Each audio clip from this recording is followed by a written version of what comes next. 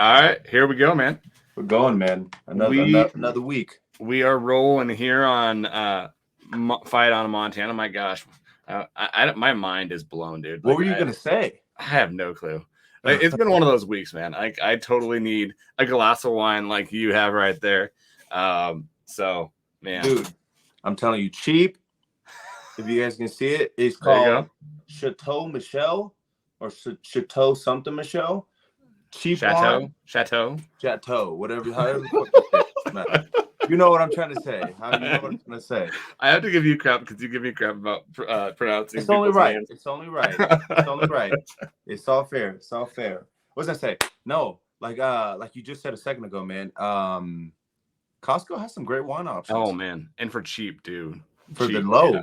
For the low price. Yeah. It's ridiculous, man. It's ridiculous. Yeah. So I actually just got into wine maybe like a year and a half ago or something like that, to be honest with you. Nice. So I'm a newbie. Nice. My wife loves reds and all that jazz, but I'm like the more fruity wine that has to be like really cold and. Yeah. Did you have like a terrible experience with it or something like that? Oh yeah, we did it on the last podcast, but yeah. Definitely have some trauma with red wine. It's all good, bro. It's all good. We're gonna be okay. We will be. We will be. Guys, on this episode, we're going to do a little Cal Poly recap. Go through that awesome mauling of a win. Reminds me of a game that I was at back in the day. And then we're going to go into. What game was that? The 2009 semifinal game against App State. That's a whole different environment, dog. Oh my god, different environment. Similar as far weather-wise. As kind of weather conditions and stuff like that. But as far as gravity and as far as how important that game was, a whole different level. Two different teams. One coming off of back-to-back. I believe they were national champions, or they made it to the national championship game. That game was amazing. It was. I still have, like, back then, I don't know if you can now, you can buy old championship or old semifinal games. Yeah. And so I have that one on DVD just to kind of relive that. Sometimes I put it in when I'm really missing some Grizz football just to go live. Have your kids seen it? No. I should sit down my That's son what and you watch got to it, do, man. That's what you got to do. You got to sit them down. Exactly. Teach them the way. Exactly. Well, guys, we got another episode for you guys today. We're going to be taking some time, like Adam said, to be previewing the Cal Poly game that we just had this past Saturday. We're going to take some time to preview Eastern Washington and just kind of the gravity of how important that game is. You know what I mean? But before we do that, man, we always start off with a Grizz update. We do this every week update just to give you a little bit of an inside kind of look as far as what's going on in Grizzly athletics. Even though we primarily kind of focus on football, that does not mean we don't appreciate, respect, and love the other sports within the university. So, Adam, this is your time to shine. This is my time to shine, man. So if you guys haven't gone out there, I don't know if this is a thing, man, but I know we try our best. If you guys see like a recruit or somebody that has like committed to the Grizz, go say welcome to Grizz Nation, or go say, hey, go Grizz, or hey, congratulations. I don't think there's a rule on that. It's just another opportunity to show them how big Grizz Nation is and how great we are. And so if you guys see somebody on Twitter or Instagram, definitely reach out and just say, hey, congratulations. That's a huge moment. I know I never got the opportunity to play college basketball, football, anything like that. So definitely, one thing that was on my mind kind of bothering me, that like there's only a few Grizz fans that kind of reach out that see that. So I think we're missing out on that opportunity to show these recruits how awesome Grizz Nation is. And definitely, this is the time, and why that kind of got brought into my attention is volleyball and softball and soccer are signing some of their new recruits for the 2023 year. And so those are coming out this on Twitter and Instagram. So kind of popped into my head. We've been trying to do as much as we can for those programs, but get into the Grizz update, man. If you guys have not heard, basketball is before we get into that, Adam. One second. Yes. I just want to kind of piggyback off what you said. Yes. I don't think the fans gonna realize at times, how they could be utilized as a recruiting tool. Oh yeah, No, definitely. when you kind of see it from that standpoint, it kind of gives you the rhyme to reason. It gives you, a want to actually chase down these kids and be like, you know what, you need to come here. You know what I mean? Exactly. And when we Yeah. have the facilities, we have the stadium, Yep. we have the crowd, we have everything that you could possibly want when you're actually seeking a university. Yep. But one of the things that really made me fall in love with this place was the people. Yeah. The opportunity to get to know these people, to experience a different world. Because from what I'm traditionally used to. And then just kind of looking back on it, when I did commit to Montana, I obviously posted on all social media platforms, but it gives recruits the opportunity to get to know how, like you said, how important this place is, Yeah. how special this place is.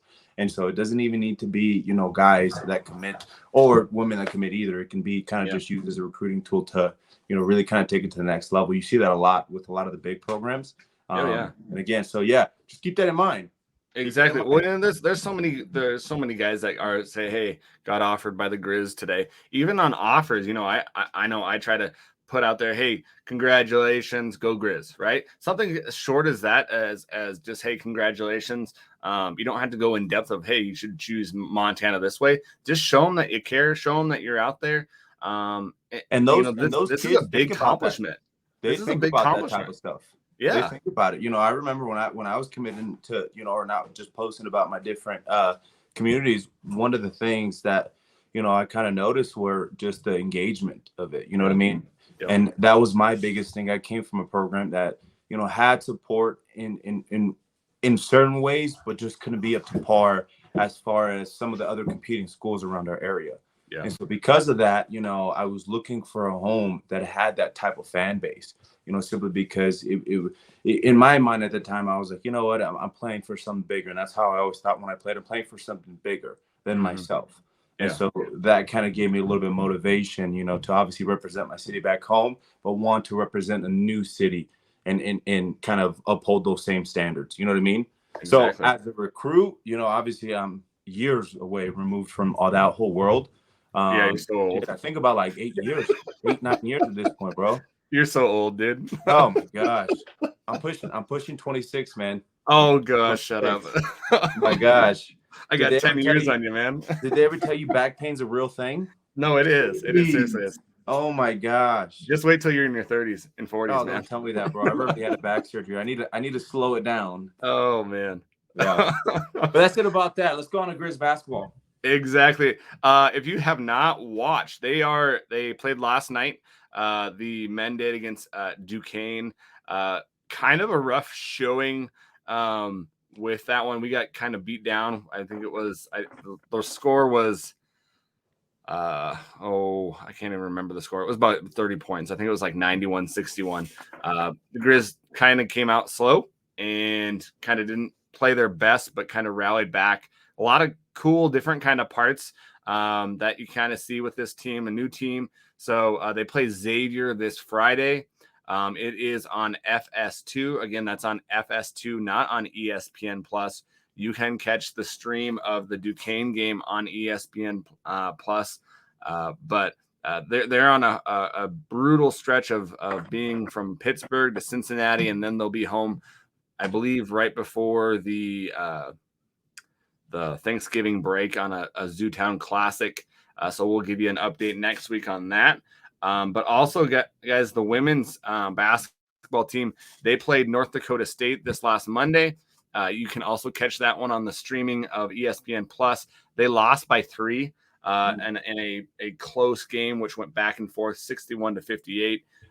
If you recall last year, Montana kind of snuck a game out at NDSU, so they repaid the favor and took one from us. They do play Friday at Colorado State. It's not saying that it's on ESPN Plus, but I do believe it will be on there.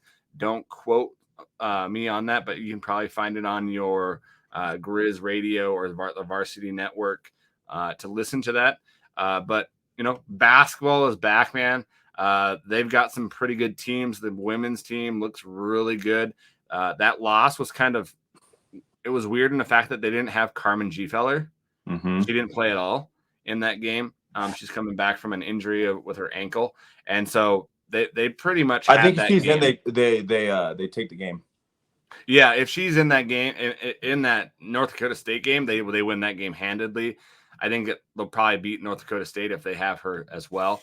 But they're a good team, man. They're fun to watch. Mr. Coach Halsinger has that team really playing really well. The men's team there's a lot of new parts, a lot of new things that they're trying to get back. They played the offense okay, but defense was kind of a struggle. But we'll do a preview of the women's and the men's basketball season and everything farther down the line, guys.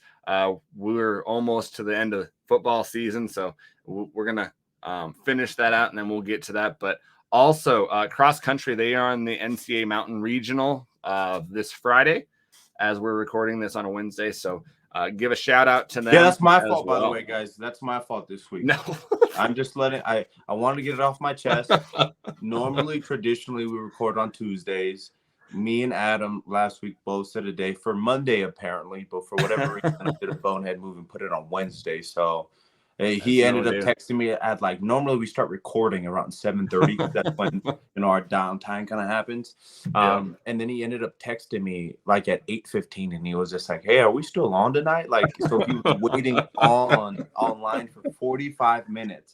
I was jazzed, man. I was jazzed to talk, man. And I was finishing a workout, and I was like, what is this guy talking about today? Like, what do you mean if we're on the day? I was like, we're on for Wednesday. He's like, no, we said Monday, bro. It's all good. We'll do it for Wednesday. So that's on me, guys. That's on me. No big deal. No big deal. Hey, we got lives to live. We just aren't podsters. Just sitting around, man. We got things to do by trade. Yeah. So, if you guys are in Missoula this Friday and you have nothing to do, we have a rivalry game for volleyball. 7 p.m. If you cannot get to Missoula, make sure you watch it on ESPN Plus. That is a rivalry game. If you don't even know that, we snuck a match. I think it was probably in October, where they were trying to do their pack the gym, and they packed like some crazy number for a volleyball game of like 6,000 people there. And we dominated and beat them. So I'm pretty sure that they're wanting to probably return the favor. So definitely go support the volleyball team. They've only got a few more games left before the regular season ends and Big Sky tournament begins. So they've been having a phenomenal year. Coach Lawrence has that team, dialed in, and they're playing probably the best they have in, probably 20 some years. So. Yeah, in a long, long time too, guys. And when you think about it, 6,000 people over there. I mean, that's an impressive feat for them, obviously. Yeah. That they just don't get the same attendance that we do, so that's fine. That's fine. Yeah. But there's 100% an expectation that if you are able, you're in town or able to just listen in. Yeah. Every viewer counts. Every person in the stands counts. Those players appreciate it way more than you could ever know. And so because of that, get your asses. Exactly, man. Exactly. That's all I got for Grizz Update, man. So go support all these sports. It's time of the year where things are kind of wrapping up, and basketball's starting in the full swing. So if you don't have anything to do, man, you're crazy. There's always something to do. So, but other than that, man, did you get to make it to the Cal Poly game? No, I was stuck at work. So unfortunately, no, I wasn't stuck at work. I was at work that day.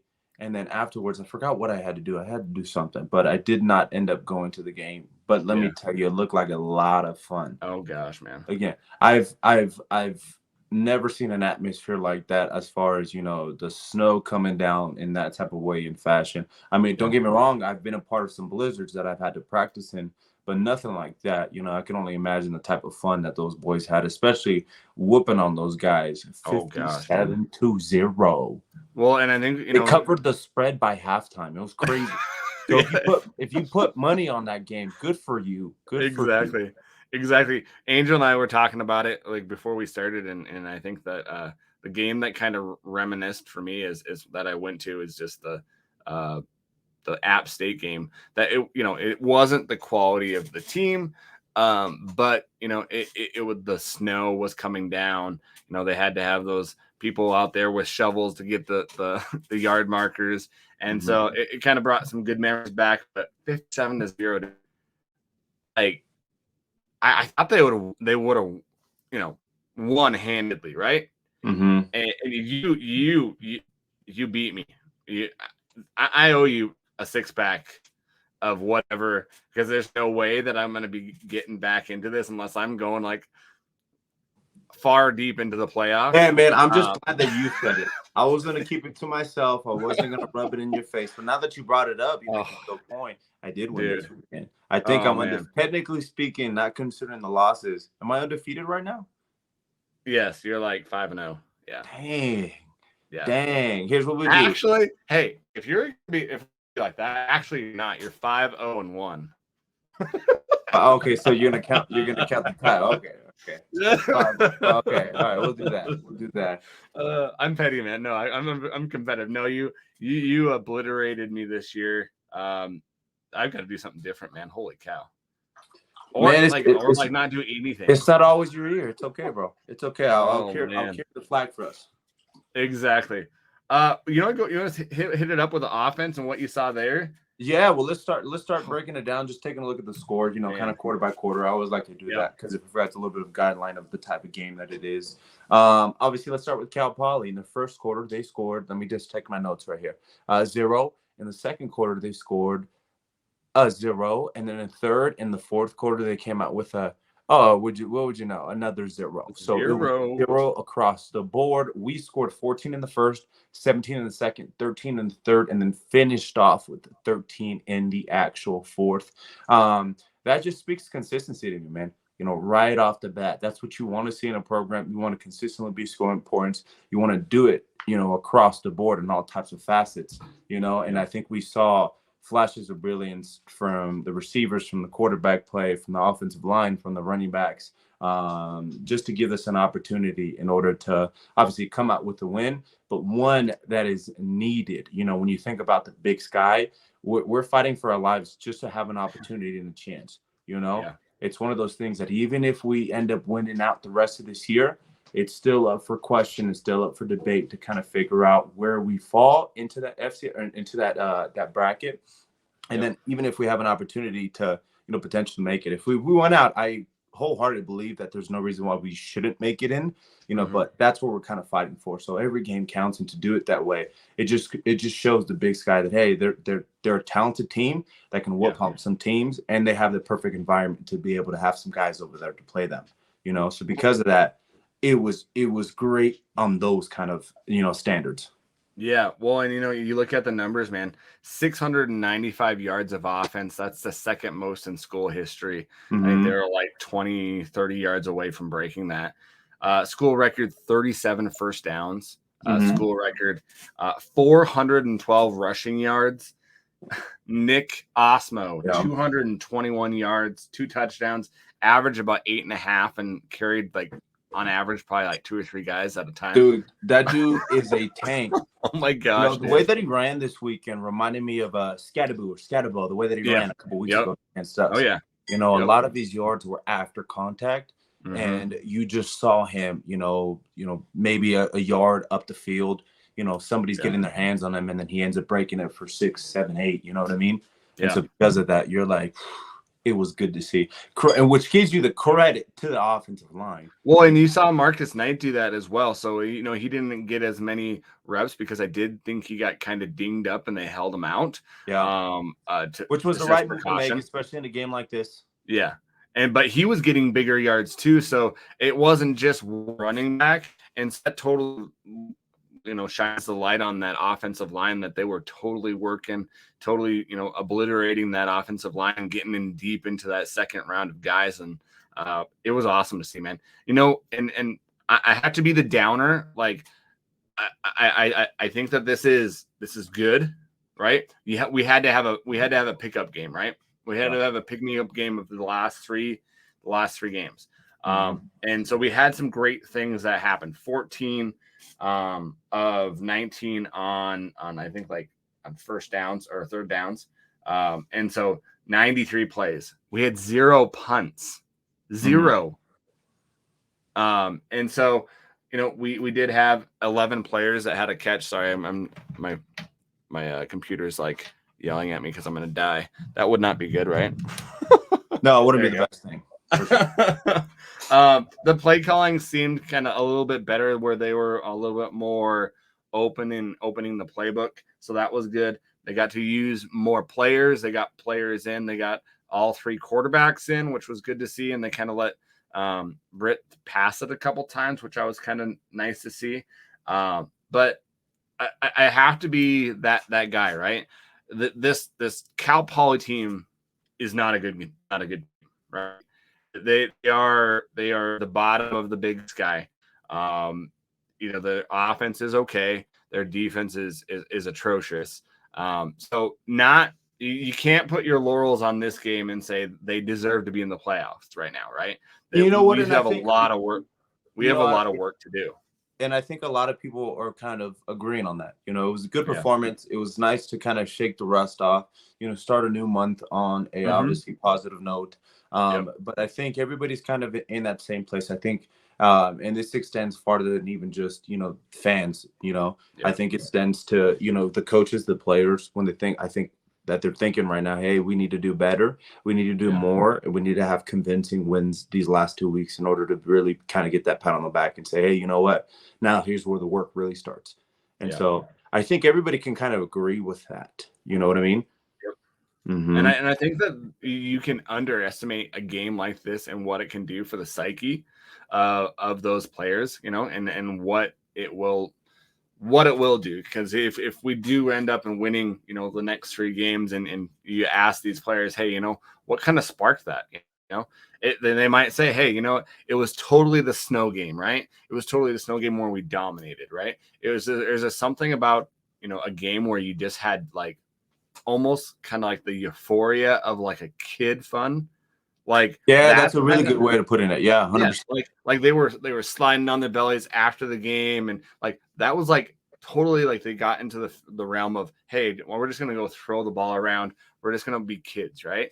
And so I think that can be a launching point where you have something to launch off from, but don't just think that we did something by beating a team that 57-0, because we've got a lot of work to do, and it comes up with this next week with Eastern Washington, and then the final game versus the Cats.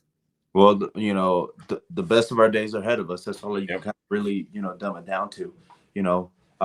Just kind of reflecting on last month to this past week. I think that's such a good way of putting it. It reminds you of being a kid. Yeah. You love football. There's a lot of reasons why you love football. But those types of games when you're on the field remind you why you're in love with football. Yep. You know what I mean? Yep. And so because of that, it could 100% be the spark at the end of the year that says, you know what, that sparked us to do some really special things, heading into December. And we can only be grateful for it, because obviously, losing 3 in a row, that's such a gut-wrenching thing with as much talent as we have. So being able to do that, just brings the fun back into the game. It gets that sour mouth or that sour taste out of your mouth. And so, yeah, man, I'm just really happy for them. And like one thing that I'm just kind of curious about, kind of going back to what you said, maybe a minute or so ago, you had mentioned that, we kind of opened the playbook on this game, more than we have been. More. Yeah. Open up the playbook a little bit more than we traditionally have been doing. And I wonder if it was a come to Jesus moment. I don't know if it was maybe something they saw when they were scouting them. I don't know if it was maybe they just realized that they weren't utilizing these players the way that they could be utilized. And so there's so many different debates, but it was kind of nice to start to see us roll into a little bit of a different game plan than we traditionally have been doing these, I guess for the whole season. I think that they feel comfortable with Lucas, and I don't think they feel as comfortable with the backups. That's just my opinion, which is totally warranted. I understand that. I see that in any program. As soon as the second string quarterback comes in, the nerves are a little bit more up. Yeah. You're a little bit more anxious for how things are going to kind of play out, and that's no fault of the player. They may be talented, but it really comes down to, how much experience. Yeah. When you really kind of dumb down the quarterback position, what is it based around of?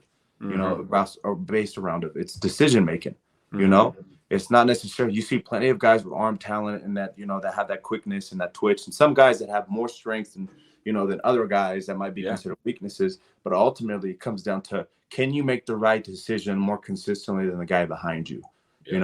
And so being able to see that from Lucas this past week, or just having him out there, obviously he's played, I think his 7th or 6th year of football. He's played a lot of football. Yep. If I had 2 more years or 3 more years under my belt, 100%. I mean, I would have been an All-American. Who freaking knows? You know what I mean? Yeah. And so just thinking about that, I think he made the right decisions to give us an opportunity to win the game. It doesn't matter what the score is, because all that matters is that we're 1-0 for the week, and we have an opportunity, like Robbie said earlier this year, to go 2-0. Yep. Well, I think that, just with, I'm glad, I think Coach Howe kind of said, we didn't want to run Lucas, so they didn't do a whole lot of the run pass options with him, which I think is a smart idea, just because kind of protect him. I was surprised. I don't know if you were surprised. When it was halftime, I was like, okay, 31-0. We're not going to see Lucas. We're not going to see some of those guys probably until the next game. Which surprised me when they came out, and they were played another whole quarter. Yeah, usually around the 30-ish, the high 30s, low 40s. That's when you really start pulling out your player. So it wasn't the most unorthodox thing that I've ever seen in my life. I've been part of games where I've seen that 100 times over. I've been a part of those games too that they've taken all the other starters out, but they're like, no, you stay your ass in there. Because you had a bad play or something like that. You need to earn your way off the field as opposed to earn your way on. So kind of both sides of the ball. Ultimately, again, I kind of bring it back to what I said earlier. I think we need to have statement games. And I think they didn't want to run the risk of them, maybe scoring a couple points, making a way back, being a little bit more lackluster, a little bit slower on offense, potentially winning 31-0 as opposed to 57-0. I mean, it's a big change. You see 57-0, your eyes widen, and you say, damn, we beat the shit out of those boys. You know what I mean? And so it changes your perspective a little bit. And so I think I think that was the kind of rhyme to the reason. Yeah. Well, and if you guys have anytime after you listen to our pod, go listen to the Voice of the Grizz Inside the Den. He has a Kent Haslam on, and they talk about, because Kent Haslam's part of the selection committee for the playoffs. He actually says that they kind of look at, hey, who's out, who's hurt, and they kind of take that into effect. And if that is true, then that kind of helps us because, hey, having your starter out for your quarterback in the 2 biggest games of your, if they look at who's out, who's in, sort of thing, who's done for the season, they have to look at the point spreads of teams as well too. Well, and they look at who's hurt, and so I think that could help us with the fact that Lucas was not in Sac State and was not in the Weber State, which we were a touchdown or less in those games. So you'd play what if all you want, but if we had Lucas in that Sac State game, there's no way that we lose that game. There's no way it even gets to overtime, I think. And I can say that as a fan. I know players probably can't say that, but there's no way that we lose that game. And so I just think that that's going to be interesting going forward. We have a huge game coming up here in this next week, which we'll get into. But any last thoughts, Angel, on the offense? We're just kind of thinking about the different roles of the offense. I think going back to kind of just Lucas, I think obviously he's our guy to give us the best opportunity to win games. I think where Chris could really shine is his ability to keep up.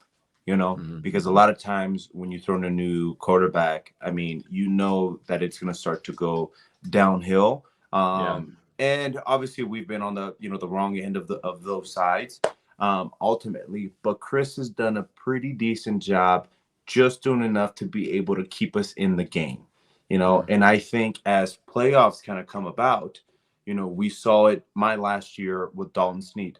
Had a phenomenal first year. That second year, he was banged up a little bit with an ankle injury, but ultimately he ended up having a pretty decent year. Again, being a pretty mobile quarterback, pretty accurate quarterback for the most part, and those sort of things. And then obviously going into that Weber State game, throwing 5 interceptions. Not to say that it's all on him. There's different circumstances that play into that. But ultimately, it's tough as a quarterback because you're the decision maker, and you've realized that 5 times you've caused really 5 huge mistakes. Oh yeah. And because of that, having Chris in this position, I think it's going to be really wise and smart to kind of go about, if we, obviously win out this rest of the games and, have a stretch in the playoffs, in those moments, if Lucas finds himself kind of like the Idaho game, it just wasn't characteristic of who he is as a player. Yeah. Having Chris coming in and filling in that gap just to keep us afloat, to give him a series, maybe 2 to kind of clear his head. I think that's where, I think I'm really grateful that we have a player like Chris. Simply because with other quarterbacks that I've been around, I could easily be like, yeah, you throw in the second string quarterback. Unfortunately, you just don't have the talent. We're gonna start to make huge mistakes that are gonna cost us a game. As opposed to him, I think he's pretty, he'll keep us coasted. Yeah. Yeah, and I think we have a fan question that kind of goes into that for later on, but yeah, it's going to be interesting to see. It's going to be interesting to see what happens farther down the line. We've got a whole lot more work to do, but man, that defense pitching that 0, that shutout, man, that's hard to do no matter what, no matter who you are, who you're playing, what type of offense you're playing. There was just a certain like nasty side to the cornerbacks, the defensive backs that I kind of was picking up on. Fouch was hitting guys like they were I think Fouch, I obviously already know that, floor plates to this level, but I think Fauci, I think Dawson, really took it to the next level this past game to really get aggressive. Yep. And we saw that in their play. The way that Fouch was hitting some of those guys, close to the end of the game, I was like, oh, snap, this kid's here to play. Yeah. I think especially coming off of Jason's, he's had a pretty decent year so far. Coming into a new program, assimilated, being a starter and those sort of things. I think he's had a pretty decent year. So I can't fault him at all or be angry at him because he's been pretty consistent. But this game, he took it to the next level. I just hope that confidence propels him.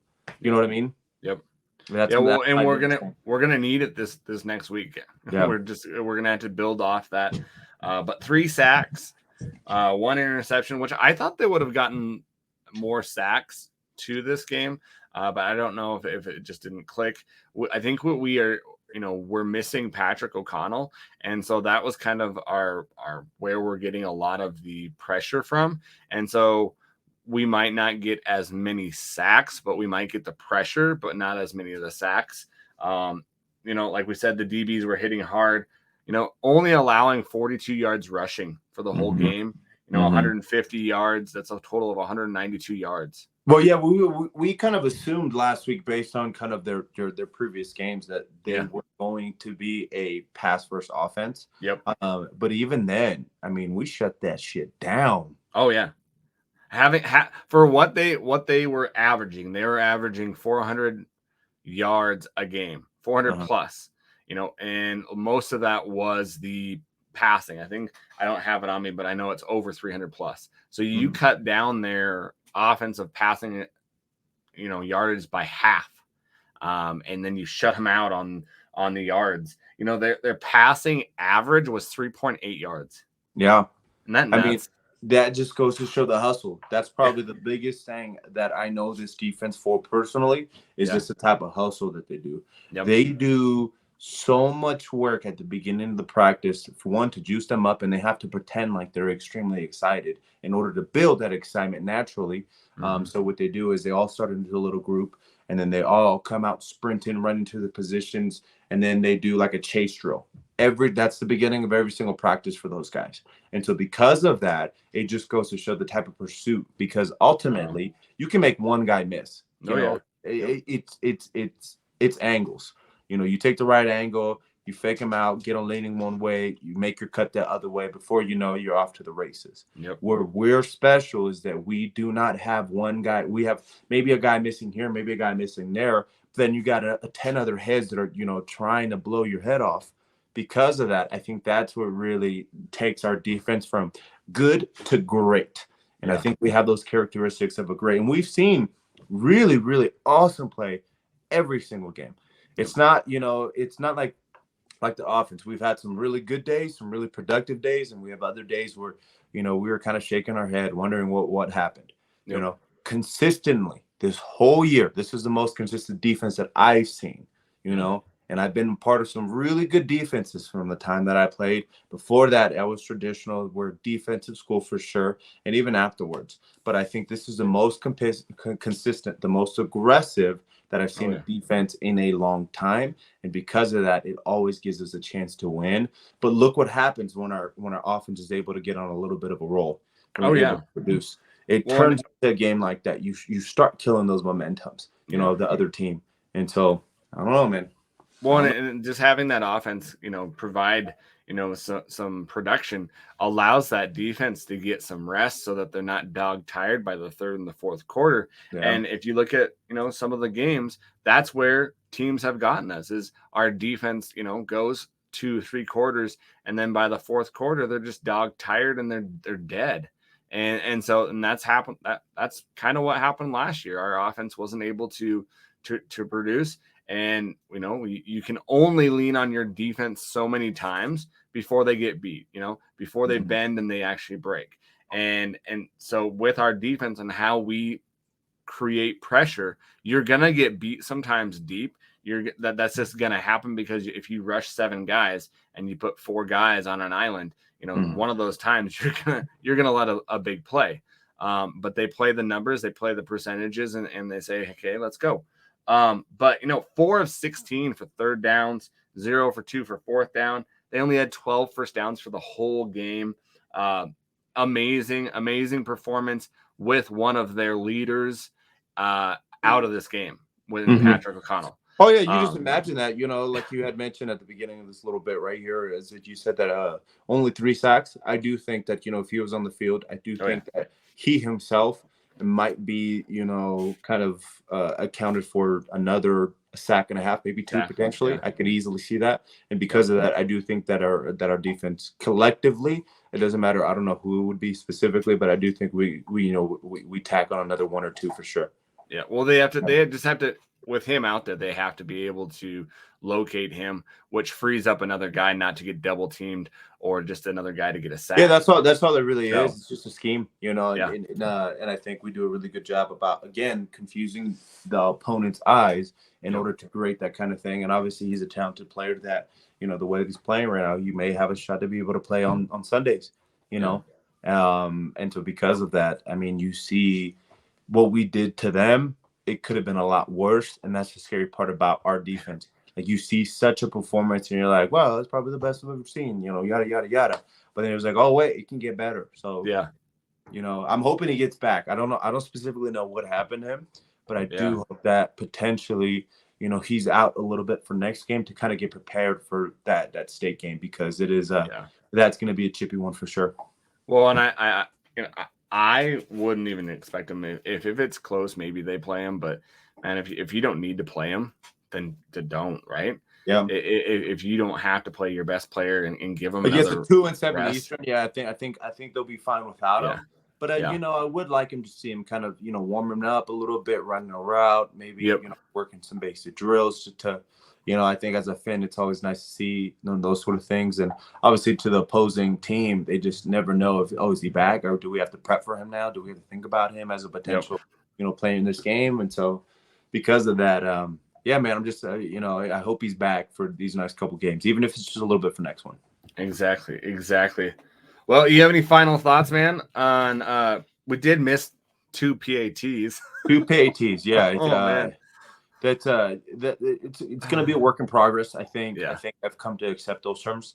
Am I hopeful that this is going to be a problem for next year? Obviously anticipating, a good rest of this year. I do think that those mistakes are going to be corrected for sure. I think a Yeah. year of experience is going to do a lot to some of those guys on the special teams unit. And I think they're going to learn to crank down a couple of things just so it's running a little bit more smoothly.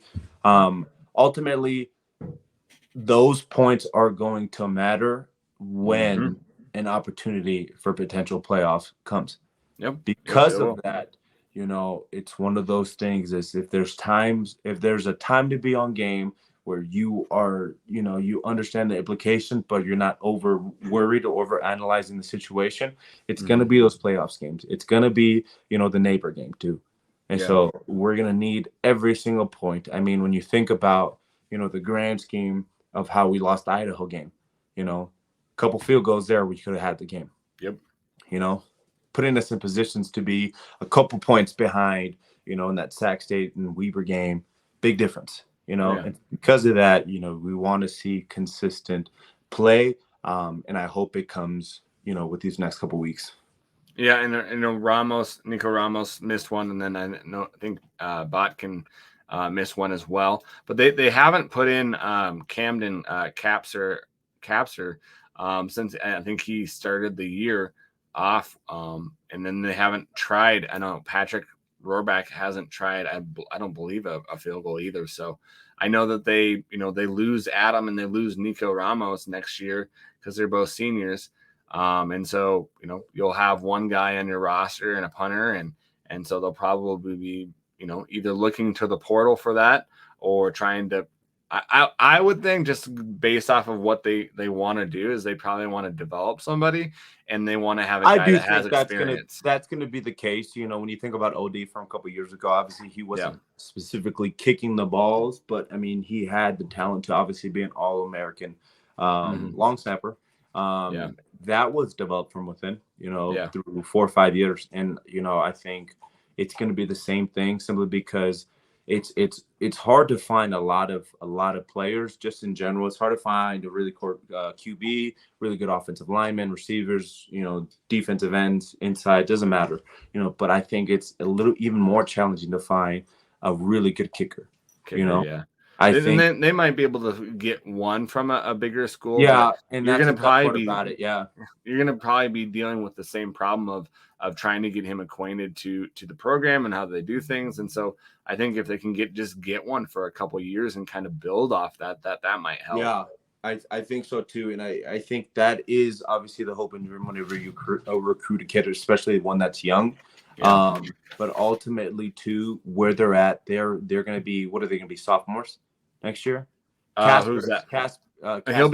be a I think he'll be a sophomore, a redshirt sophomore, because he's a Yeah, redshirt freshman this year. yeah. I think Rohrback Patrick will be a sophomore. will be a sophomore too. Yeah, Yeah. exactly. So, So I mean, because of that, in this particular case, it might be advantageous to have a little bit of an older guy as well. yeah, You know, exactly. to get That's what some I of was that thinking. feedback that, the drop down for one of those big schools. Well, this is how I did it. This is how I did it, to Mhm. kind of compliment the team, because half the battle is not only looking for good players, it's about finding players that mesh with everybody else. Yep. Yep. That is a big thing. I was really fortunate. I was really close with every single class. I have friends that are going to be lifelong for the rest of my life. But if you find a guy that's just a cancer to the program, not because he's a bad player, Mm-hmm. if he's a cancer to some of those other guys and doing decisions, that's probably not the best. That's going to really affect the team. And I think having, a really strong leader in the kicking game next year, I think is going to be huge for our success. Exactly. Hopefully, we get that kind of turned around before it bites us, in the playoffs. But you just never know, man. So, Eastern Washington, man. Eastern Washington. You ready for the previewing Eastern Washington? Let's move it on. Let's do it. Oh, the Eastern Washington Eagles, man. 2-7. They're 1-5 in the conference. Let's go down their schedule, man. They played Tennessee State. What is the guy? Oh, I'm forgetting his name. St. Louis Rams. Eddie George. He's the coach at Tennessee State now. Cool. So they beat Tennessee State by a touchdown, 36-29. They then started their brutal stretch of games. They played Oregon. They lost 70-14. They played Montana State, which they had that game. I totally forgot they got fucking swept like that against Oregon. Slaughtered. 70-14. Dude, it reminds me when we played Washington. Yep, Not I this know. past time, but I Yep. think a time before that. Oh yeah. Holy smokes, bro! They beat the cakes off of us. It wasn't even funny. No, it was like 63 to like 7, wasn't it? Yeah, it was a low point in my career for sure. I was, even though I will say this, I had a pretty decent game against Vita Vea and then Greg something. He plays for the Rams now. I mean, their whole front seven were a first and second draft round pick, 100%. So it was a little bit because I was a sophomore at the time, and I was like, oh shit, oh my gosh, what am I gonna do with these guys? But I held my own for the most part. I did give up a sack though. I gave up a sack to Vita Vea. So I will say that he is a Super Bowl champ, and he is one of, I think in my career, I gave up one sack my senior year. Before that, I think my junior year, maybe a handful. I don't know, because that was the year I was really all types of torn up. And then before that, I think I gave up 2 sacks my sophomore year, and one of them was to Vita Vea. So I was like, you know what? I'm good. not a bad stat line. So I was like, okay. Exactly. Yeah, they played Montana State, 38-35 loss against them. Then they went down to Florida, which was kind of weird because their game got postponed on Saturday because of a hurricane, and then they played it on that Sunday. And so 52-17, the loss there. They came back and they played Weber State and had a 45-21 loss. Played Sac State. They were in that game till halftime. It was like 28-28. At halftime, they lost 52-28. Portland State, I believe they lost to Portland State, 38-35.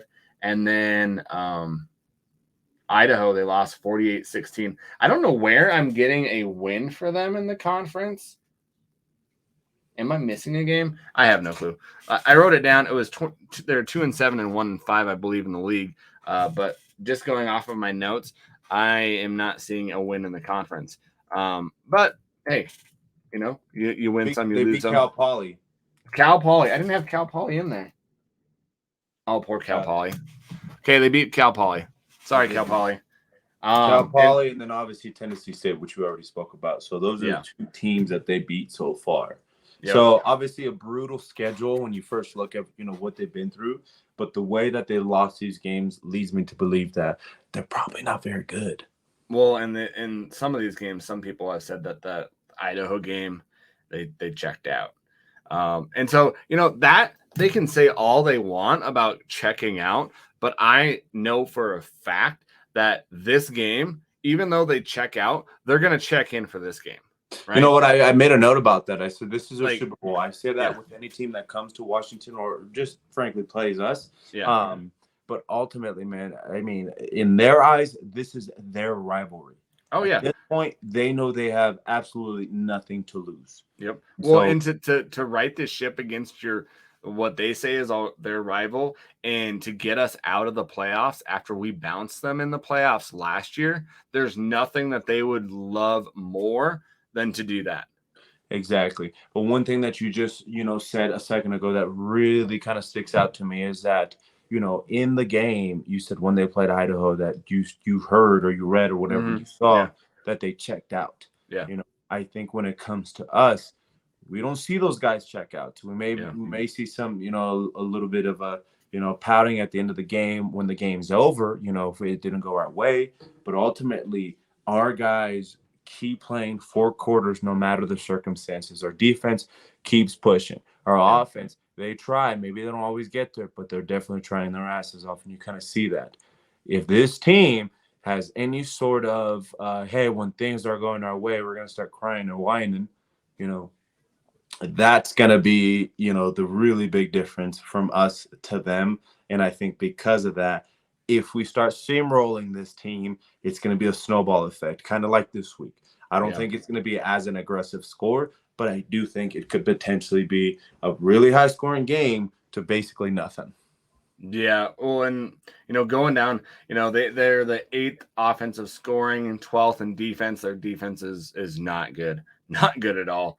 Their QB, Gunnar Talkington, he's 3rd in the conference in yards with 2,308. Got 22 touchdowns and 8 interceptions. He's averaging, 256 yards a game. He's 4th in passing. They're 4th in passing offense. They're 8th in rushing. And so they've got kind of a little bit of a balance, but their running back, Justice Jackson, He's had 71 attempts for 349 yards and 2 touchdowns. I'm gonna ruin this name. Tuna Altair, 76 attempts for 267 yards and 2 touchdowns. A lot of their playmakers are on the wide receiver side of the ball, right? To be They've got expected. Freddie Roberson, number 6 in the conference in receiving yards, 40 receptions and 718 yards with 7 touchdowns. Afton Chisholm, he was a beast last year, 54 receptions, 536 yards receptions of 6 touchdowns. And then they have that Nolan Olm, 26 receptions and 355 yards and 4 touchdowns. They're going to want to pass the ball like they did with us last year. They're going to want to try to line up some of their guys with our safeties and see what they can do with that. Man, have you seen, if you're on Twitter, go follow Coach Hauk or Coach Bradford. They posted a picture before they were going to go practice of Washington Grizzly Stadium. If that continues, man, I don't know if you're going to be able to throw the ball like you want to. Oh, about the weather? Yeah. Oh, I hope so, man. I hope. Oh man, there was snow on the field, and I don't anticipate it. Today it was ridiculous. I came home for lunch, I guess early in the day because I had to take my brother to work real quick. So I came home early in the day, and it was in the middle of this kind of snow blast that we had today.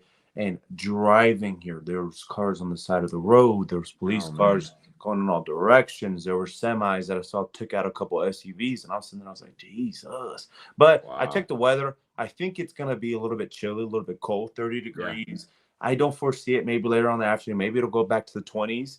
But ultimately, from what I'm seeing the rest of the week, it's going to be, kind of a little bit cloudy, a little bit sunny. So I think it's going to be pretty decent football weather as far as just being comfortable. I don't foresee it, absolutely piling on with snow like that again. Yeah, it was pretty crazy. And in Washington and Cheney, I think they're used to some of the snow too, so it's not gonna, it's not gonna affect them. No, it's not. It's not. Not like a Northern Arizona team or something like that where they're a dome team. I don't think it's gonna affect them that much, but it could affect some of the passing that they do and what they want to do. It might be shorter passes, kind of like what Cal Poly did with us, with the quick intermediate throws, or to the side where they wanted to get their wide receivers the ball one-on-one, which our defense blew up in the beginning of that game. Totally knew what they were going to try to do.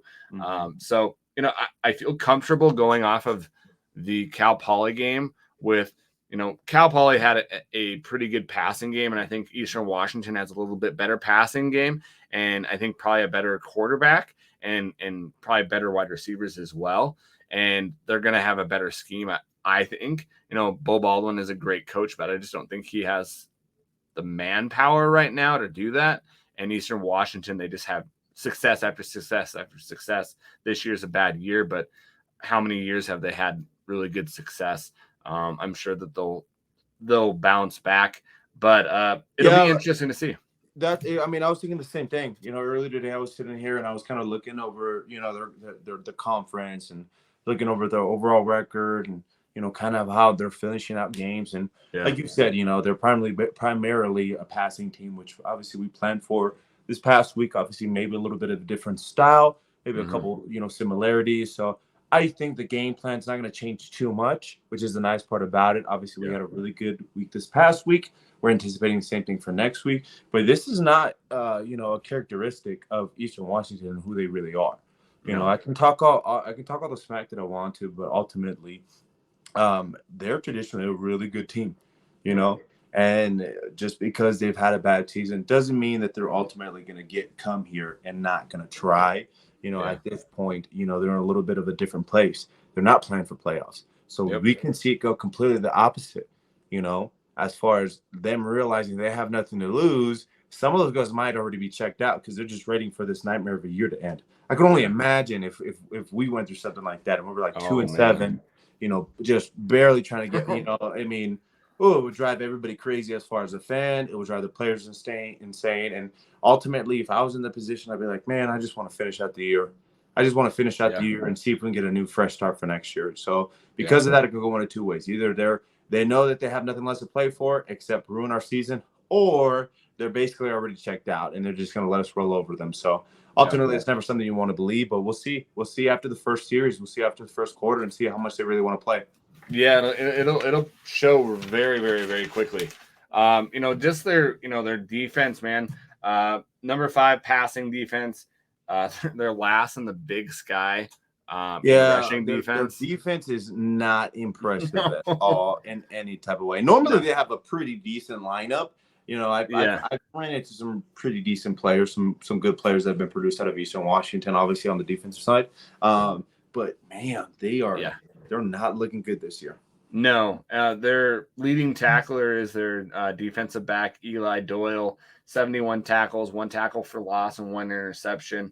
Linebacker, Jaron Banks, 52 tackles, 4 tackles for loss, 1 interception, which is a linebacker.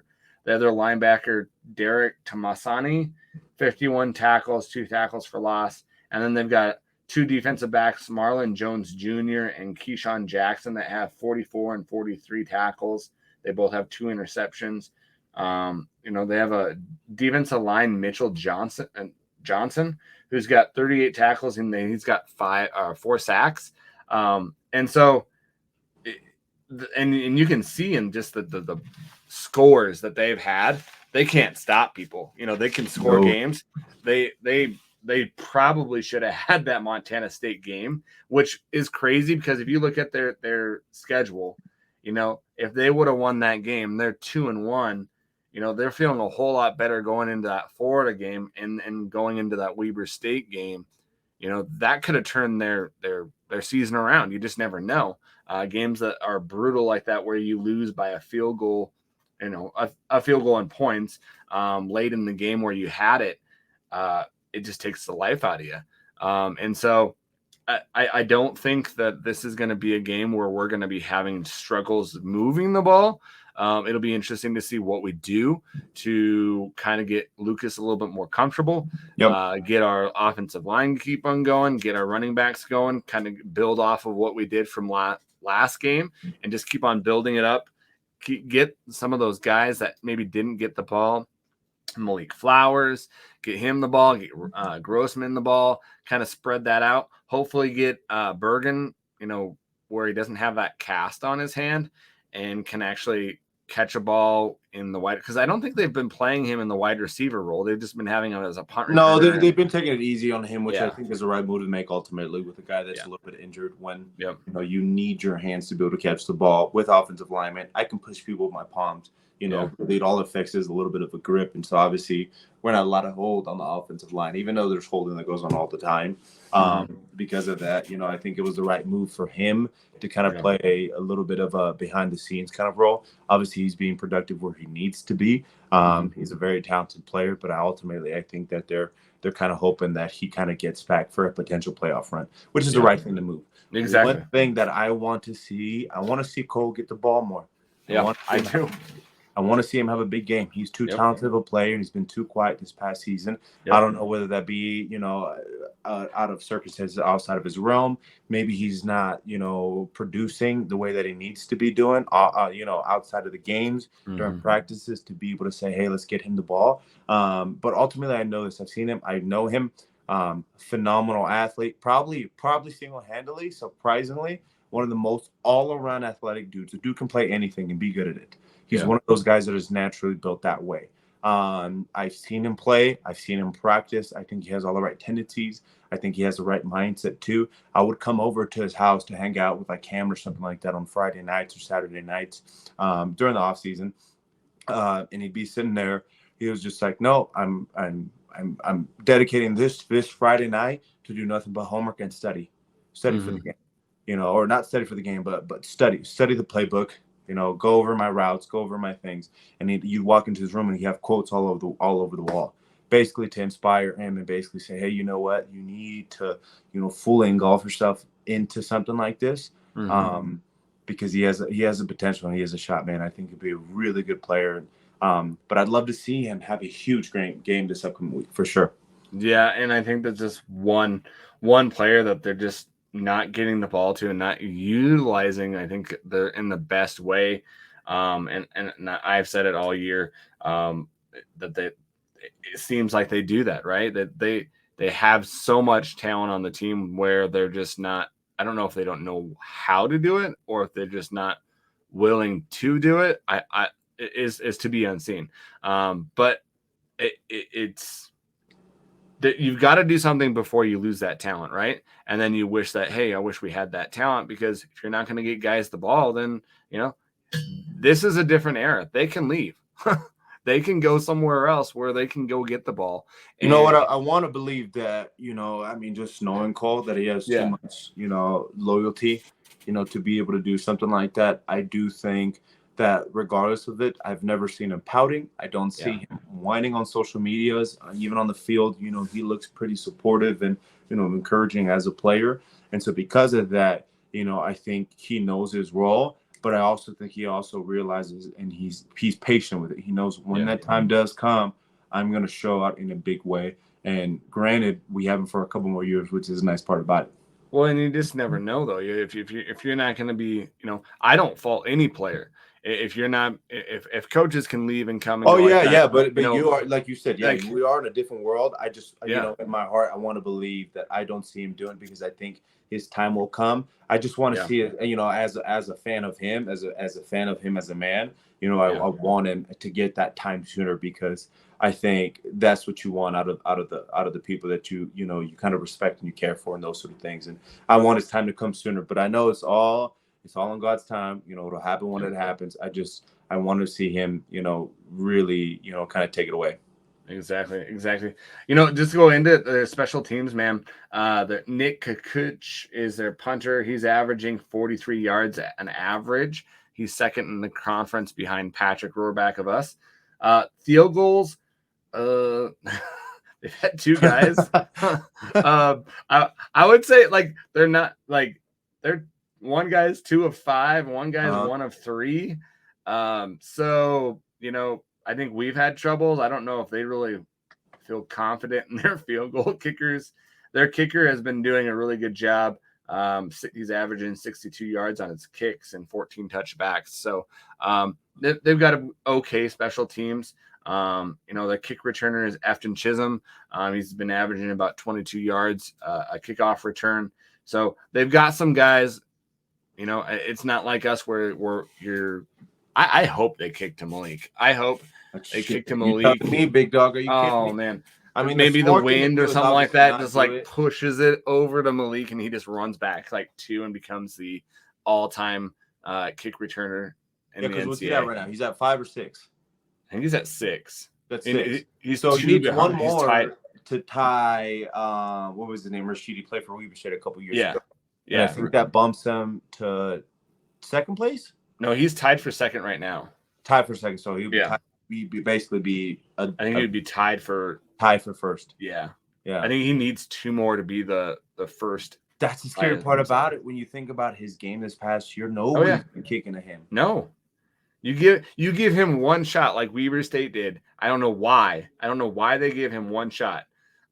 and look what he did. He bumps into a blocker in Eastern Washington. Because you kind of saw them, kind of on different platforms, talking a little bit of smack in certain type of regards, in certain type of ways. And so because of that, I hope they want to challenge everything about the Grizz. I really hope that they come into this game saying, hey, you know what? We're going to see how good this team really is. And then they regret it on all 3 phases of the games. I hope we absolutely punch them in the mouth, that they don't get an opportunity to score at all in the game. I really hope that we run over them. I hope that our offensive line has a equally as impressive week. Obviously, tweaking a couple of things, gravitating to their scheme and the way that they play their defense, but ultimately rolling them over. And on special teams, just them saying, hey, we're going to challenge these guys. Let's see if Maliki really is that good and watch him roll. Exactly. Well, I think that we'll get this win, and it'll just be, going into that rivalry game, man. So, we've got a fan question on Twitter. And then before we go into our predictions, man. If I can find it here. Oh, sure. Yeah, no, I'm not going to be able to find. Let's see here. Sorry. Zane Gray. Hate looking at 2023 already, but what are we going to do to solve our QB problem? I dislike depending on the transfer portal to get someone who is going to step up and be our QB for two to 3 years. He says, I don't think it's Brown. Britt isn't getting reps. Hewitt or Abbott, it's concerning. I think, I think just to kind of, steal that answer from you real quick, Adam, Yeah. I think I want to believe that they are going to do things in order to kind of develop around Britt. You know, I wanna hope and pray that we start working from within. But who knows? Yeah. Obviously, we've done it 2 times already that we look to the transfer portal to bring in an older, experienced guy. But I think they've done it more than that, man, and they've done that ever since 2009. Yeah, I guess you're right. So, right. Yeah. So I mean, it just goes back to characteristic of what Bobby kind of looks for. But it's one of those things that you hope that you can build a quarterback that is consistently good for 2-3 years, that we have some time with him. It's nice to go to the transfer portal when you're in a need of an immediate fix. I'm talking about quarterbacks are hurt, everybody's out. We have one freshman on the team, type of thing. You go to the transfer portal to see if you can get somebody with some type of experience to help you win some games. In this situation, obviously, we've realized that the missing piece is really having, consistent quarterback play. We play well enough on defense to give us an opportunity. For the most part, this past year, we've done enough on offense to put us in games that, hey, you know what? We're a couple scores down. We're a couple scores down. Receivers obviously talented in every facet, running backs, tight ends, you name it. You see what happens when we implement a really solid quarterback with a lot of experience. So because of that, on a coaching standpoint, I could easily see, hey, I like on the transfer portal because you get a guy for a year or two, but next year we're 2-3 years down the line. We already have guys that are going to be juniors, seniors that are ready to transfer over to be a part of a program like this that fit in well, that could potentially be the year for us. But I want to believe in my heart that even though it was nice to see Britt get in this game a little bit, he's a scrappy little guy. And so because of that, I want to believe that he has an opportunity to be that next guy. But ultimately, who knows? Who knows? Yeah. My thoughts. If you go off of just what has happened in the last 12 years, with our last QB being developed in Jordy Johnson in 2009, we've had a couple of guys that have after that kind of had some 1 years or something like that, but I don't necessarily. I'm to the point now. Is it a coaching problem? Is it a process problem where they're not developing? Is it a mindset? I don't know. I hope that the coaches look at it, because I think that you can only go to the transfer portal and shake your your your snow globe or whatever you're shaking to get one of those guys until you don't, and then you're SOL, right? And they've done that with the QB, they've done that with the offensive line, and AJ Forbes. Thank goodness we have AJ and Hunter, right? If we didn't, we would be hurting, right? We don't know the depth after those guys and what it would look like. And so, those two main areas on offense have been underdeveloped for so long. I don't know. It's so hard to know how they've developed those, because you don't get to see them, because, Britt, they ran all running plays except for two, where he threw a couple passes. But other than that, they haven't really opened the playbook for these guys and actually let them play. Chris Brown has been underutilized in every way, where I think that they've kind of given him a complex a little bit. Not that he has a complex, but I can only imagine what I would feel like with those big games and not opening up the playbook and playing where it would suit him. I feel like right now, like it's got to be a mindset change for the coaches to be able to say, hey, what do we got to do? what do we got to do to develop these guys? What do we got to do to change how we think and how we develop and what we're going after when we're recruiting? Because right now, what they're doing right now isn't working. And you can only hang your hat on the transfer portal for so long. So I hope I'm in the same boat. I hope Britt is the guy that they kind of lean on, but you just don't know. You don't. You have never seen Abbott. You've never seen Hewitt throw a pass in college because they're both freshmen, and I believe redshirt freshmen or freshmen. And the only other two you've seen is Britt and Brown, which I hate. Brown is a tremendous person and a tremendous guy, and you hate to kind of go back from him, but at the same time, how many times do you go to a person until you have to say, hey, we got to go to a different route? Yeah, nothing against you. We're thankful for what you've done for the program, but we got to go to a different route. Yeah, which is totally fine. I mean, even if it's because ultimately, again, it might be that Brown maybe will just thrive in a different program. Yeah. Yep. And so it may give him an opportunity to kind of sit back and reflect and be like, okay, do I want to stick it out here? Do I want to potentially chase something different and maybe at a little bit of a different school? But ultimately, he can play football. I mean, we've seen some things from him enough to say, hey, you know what? There's enough hope that, you can play for sure. And so because of that, obviously we just want him to be successful. We want the best for them. Whatever route he decides to do or take, completely on him. But ultimately, I want to see him, finish off on the right foot, whether that be with us, whether that be with, maybe a different team, or playing the role that he's continually playing, whatever he wants to kind of pursue. And that's his choice. And that's the beauty about the transfer portal. Because in those cases, when you have a guy that does everything right by the book or tries to, he's earned an opportunity to play in a lot of ways. He's earned an opportunity to be part of a program that, utilizes him a little bit more efficiently to his skill set. It just that's the way of the program. You need to fit in with the program. The people that don't, they don't stay here. They pursue a different place. So because it'll fall to their strength. So I mean, but when you kind of look at it, you want to hope for that throughout these next couple of years that we get an opportunity to really kind of develop from within. Will it happen? I don't know. I do think that that the coaches understood that, hey, some things need to be changed in order to be successful as a unit. And so that's what you can kind of hope for. Yep, exactly. All right, man. You want to go to your predictions? Let's do it, brother. That was our own fan question. So let's see how much I'm going to win from you this week. Oh, dude. You kicked my butt. Damn, I should have been putting money on this. Dude, I would have been broke. I'm a poor teacher, man. I don't have any money, man. It's okay. Me neither. Will, bro. We're gonna be okay. Did you go first last time or did I? I went first last week. Crap. All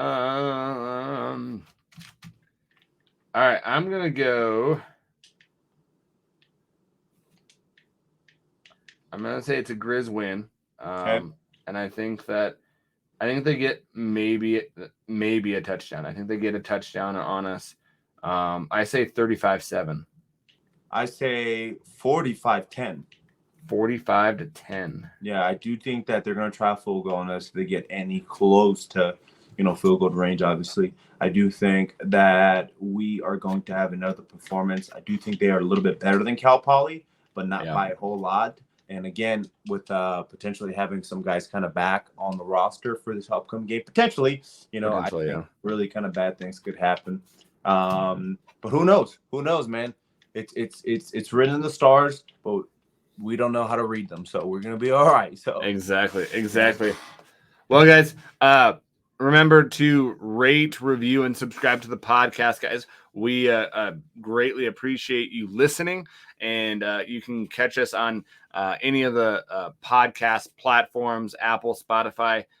Give us a rate and review there. That helps us out a lot to get us bumped up into those podcast platforms. But also, like we've said here lots of times, we've joined a YouTube channel, FCS Fans Nation, a great network where if you're trying to find a podcast where maybe it's out of the big sky, they've got some podcasts that are great.